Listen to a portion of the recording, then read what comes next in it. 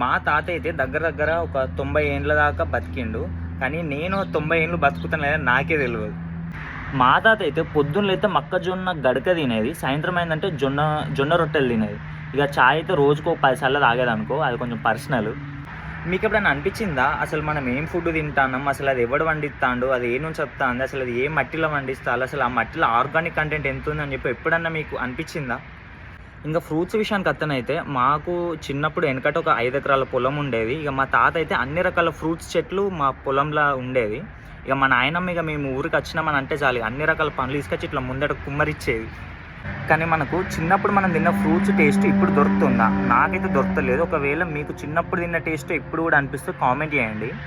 అయితే ఇదంతా ఎందుకు ఇట్లా అవుతుందని చెప్పి నాకు తెలిసిన ఒక 4 ఫ్రెండ్స్కి కాల్ చేసి అడిగితే నాకు తెలిసింది ఏంటంటే మట్టిలో ఫర్టిలిటీ అనేది తగ్గుతుందంట. ఇప్పుడు పంటలు పండించే మట్టే సక్క లేనప్పుడు అసలు పంటలు ఎట్లా వండుతాయి? ఆ సక్కదనంగా వచ్చిన పంట మనం తిన్నప్పుడు మనం ఎంత సక్కంగా పెరుగుతాం? నాకు వచ్చిన డౌట్ అయితే ఇది.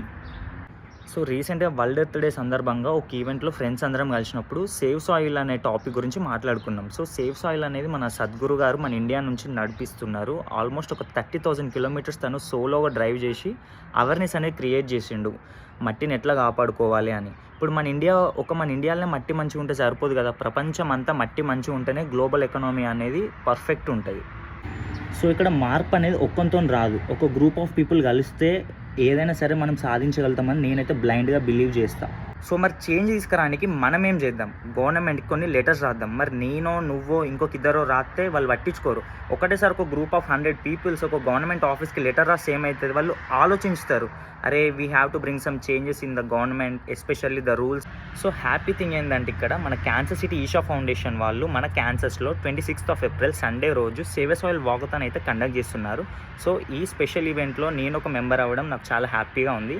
నేను ఇంకా నా ఫ్రెండ్స్ అందరం చాలామంది వస్తున్నాము. నాకు తెలుసు మన ఈ సోషల్ లైఫ్లో మనకు చాలా బిజీ ఉంటాం, బట్ ఒక 2 hours మీ టైం తీసుకొని ఈ వాకథాన్లో పార్టిసిపేట్ చేయండి అని నేనైతే కోరుకుంటున్నా. మనందరం కలిసి మన మట్టిని మనం కాపాడుకుందాం. సో ఒక ఇంపాక్ట్ అనేది తీసుకొద్దాం. చలో see you at the walkathon. Bye.